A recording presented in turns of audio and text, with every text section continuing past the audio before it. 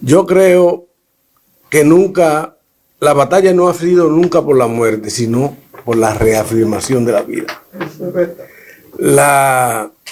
Aquello que aparece, que Lucy mencionó ahorita, y que hemos leído en los diálogos platónicos una y otra vez, de que la filosofía es una preparación para la muerte. A mí siempre me chocó eso. Sí. Porque para mí, la filosofía siempre la he entendido como una preparación para la vida, no para la muerte. Pero puedo explicar por qué ellos actúan eso. Actuaban así, decía ese discurso. Ellos estaban colocados en el plano de la inmortalidad del alma. El alma para ellos es inmortal. El alma es la gran enseñanza de esa filosofía, que después la conectaron con la epistemología, esa idea del saber como recuerdo, el saber como recuerdo, te conecta con la inmortalidad del alma. El alma, antes de penetrar en mi cuerpo, vio el ser tal y como era. Y por eso después, en la dialéctica de preguntas y respuestas que Sócrates sometía a todo el mundo, la persona recordaba lo que había visto. Esa era la idea. Pero a mí me parece que sin querer nosotros no pensamos dialécticamente la muerte y la vida. Me parece a mí. No están separadas, están junticas.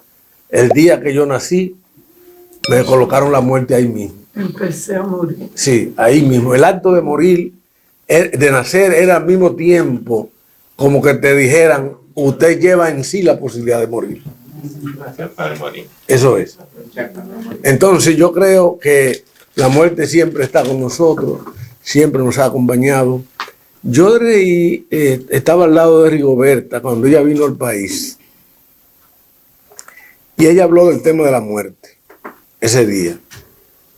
Yo estaba al lado de ella, ella habló y ella dijo, bueno, somos humanos porque existe la muerte. Nunca lo he olvidado. Es decir, la humanidad que hay en cada uno de nosotros tiene que ver profundamente con el tema de la muerte. Y la eticidad y la humildad también. Porque si yo fuera eterno, ¿para qué voy a ser humilde? ¿Para qué voy a ser sencillo? Si yo fuera inmortal, ¿qué sentido tiene mi sencillez y mi humildad? Yo, desde que descubrí que soy tan transitorio y tan leve, aprendí a ser muy sencillo y humilde, porque no hay de otra. Señores, el héroe, el tema del héroe. Podemos mencionar y colocar el héroe al margen de la historia de la guerra que ha descrito la humanidad. La historia de la humanidad es también la historia de la guerra. No es la historia del humanismo. No, la historia de la humanidad es la historia de la guerra. El humano ha hecho guerra por todas las épocas. Nos ha acompañado. O sea, la barbarie, señores, ha estado y sigue estando presente en nosotros. No hemos entrado todavía a la verdadera historia de la humanidad. La verdadera historia de la humanidad comenzará cuando nosotros dejemos atrás la barbarie y las guerras. Y al dejar atrás las barbaries y la guerra y la imposibilidad de que los que tienen poder nos impongan su hegemonía, queda atrás la historia de los héroes. También no tiene ningún sentido, porque el héroe aparece en la historia por el abuso de poder que han ejercido toda la vida los imperios sobre los pueblos débiles. Oye, Estados Unidos ha creado miles y miles de héroes en el mundo, lo ha creado como imperio, porque viven abusando. Sin los Estados Unidos existiera un héroe llamado Camaño. Sin los Estados Unidos existiera un héroe llamado Sandino. Es decir, los grandes creadores de héroes son los imperios abusadores que ha parido la propia tierra, porque esto es una eterna lucha por el poder. Es una eterna lucha por el poder. La humanidad no ha entrado, no ha ganado. Por más que en la filosofía hemos hablado de diálogo y queremos que colocar la razón en un lugar de honor, que está muy bien que la coloquemos. Sócrates, que algunos dicen que es el fundador de la razón y que aparece aquí en este diálogo siempre, ¿no? Un diálogo que se escribió 12 años después, ¿no?, de la muerte de Sócrates. Entonces, yo creo que la historia de la humanidad está escrita con sangre. Por eso Marx, en El Capital, dice que el capitalismo mismo vino al mundo chorreando sangre y lodo desde los pies hasta la cabeza. Porque esa es la historia, por todos los poros, desde los pies hasta la cabeza. Entonces, en esa situación de abuso de poder, nacen los héroes. Miren, cuando el imperio romano era imperio, en ese periodo, y Roma mismo, que vivía abusando todo el mundo, también imponiendo su hegemonía, produjo muchísimos héroes, también a lo largo de la historia, y lo ha hecho el imperio norteamericano, y lo ha hecho los imperios europeos, también. Y el ruso. Todos los imperios, los europeos, todos, y los rusos, todo el mundo ha producido sus héroes. ¿Tú entiendes? Porque esa es la historia. Entonces, la humanidad tiene que entrar a la verdadera historia. Yo mismo que le agradezco al señor director que me puso a que dictara una conferencia, una lección breve. Una patriótica lección breve. Sí, una patriótica lección breve. Me encuentro con esta época que estamos viviendo, que hay imperios que su seguridad es la desgracia y la inseguridad de todos nosotros. Entonces, ¿qué pasa? Eso va creando la subjetividad para la aparición de héroes. Ya yo estoy molesto con eso. El héroe se va construyendo antes de ser héroe.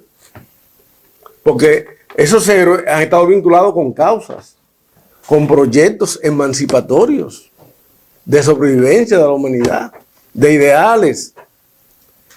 Claro, naturalmente, lo que estamos observando aquí, un discurso que uno lo entiende, en el sentido de que cuando estamos en presencia del panegírico, se trata de exaltar la grandeza del héroe para que la gente pueda sacrificarse por la patria, porque si no, no se sacrifica. Mire, si antes eso daba brega, ahora que ya muchos de nosotros sabemos que no hay otra vida después de la muerte, que la calle es esta, y te tú a pelear, a enfrentar con un imperio como el norteamericano, que yo sigo criticándolo por abusador. Oye, ¿de qué espíritu hay que armarse? ¿De qué subjetividad hay que armarse para tú enfrentarte a un imperio si no hay una subjetividad, si no te mueven unas ideales? Porque tú arriesgas tu vida por un ideal de grandeza, pero tú sabes que corre riesgo de sucumbir en la tentativa, en la lucha, que las probabilidades son mínimas. Yo mismo, que me integré temprano aquí, le quiero confesar, yo me siento admirado que yo haya llegado a los 67 años, porque yo pensé que a los 30 años yo estaría muerto. ¿Por qué? Porque me integré a la lucha de izquierda y uno se arriesgó, se metió en eso, creyó en eso y luchó y uno se sentía héroe. Porque los héroes son una construcción de los ideales y de los valores. Ahí en nuestro país tenemos el gran problema, y con esto quiero concluir, tenemos el gran problema, que eso hay que reflexionarlo profundamente. Porque yo siento a veces que los que triunfaron fueron los que mataron a los héroes. Y entonces resulta que los héroes fueron los derrotados. Eso tenemos que reflexionarlo profundamente y colocarlo en su lugar. Porque ¿quién? Santana frente a Duarte, María Trinidad Sánchez, los hermanos Puello, esos son los héroes de nosotros. Y Santana vendió la patria al Imperio Español. Los hermanos también fue sacrificado Duvergé. Y después venimos a la época de Trujillo, toda la gente que se perdió ahí. Trujillo se mantuvo en el poder y se realizó en el poder 30 años. pero dejó su periodo lleno de héroes y de gente que lucharon por la tiranía, contra la tiranía. Ahí están las hermanas Mirabal, por ejemplo, que son un referente. Pero, ¿cómo se construyó ese referente? Luchando contra los abusos y los atropellos de la tiranía. O sea, el héroe no es una construcción que está en el aire. Está luchando por un ideal. Está luchando por un mundo mejor. Y así se ha llenado el país de panegíricos. Yo aquí mismo, como decano, y el señor decano sabe que cada rato tenemos que estar haciendo panegíricos. ¿Cuántas veces no iba yo para Vallaguana, para el campo, a sembrar yuca, a sembrar plátano? Y tenía que devolverme porque había que tirar un discurso a uno de nuestros héroes. De aquí de la universidad, porque la UAS está llena de héroes también. De gente que salieron de la guerra de abril. De gente que fueron fundadores del movimiento renovador. Nosotros tendremos allí a Andresito, nuestro primer decano del movimiento renovador universitario. La imagen del materialismo dialéctico histórico, allí está. Porque fue el materialismo dialéctico histórico que fundó la Escuela de Filosofía, que se ha olvidado eso, hay que decirlo también. Fue el materialismo dialéctico histórico. La filosofía de la UAS, porque si alguna filosofía tuvo la UAS fue la del materialismo dialéctico histórico. Y allí está Andrés Avelino, que en paz descanse. Ese es un héroe para nosotros. Avelino es un héroe de la Escuela de Filosofía o no lo es. Entonces, los héroes, ¿quiénes son? Aquellos que se han sacrificado por un ideal. Aquellos que han ratificado el sentimiento patrio, los verdaderos valores de la humanidad, de aquellos que le plantaron cara al peligro y dijeron, aunque me arranquen la cabeza, voy para adelante. Y que viva la patria, señores. Muchas gracias.